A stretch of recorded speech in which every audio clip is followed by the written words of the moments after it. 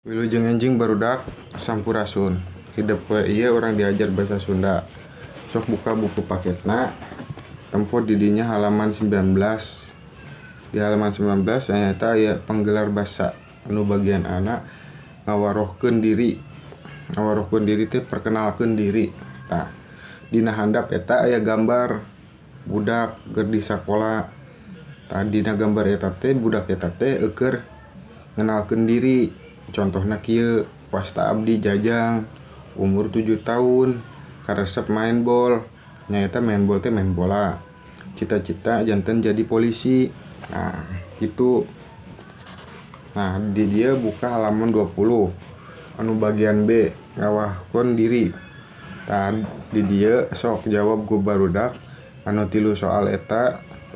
Amun tos beres, kirim ka WA bapaknya jeung anu handapna. Tah, ku barudak tulis dina buku catatan, terus ucapkeun di videokeun nya ka bapak.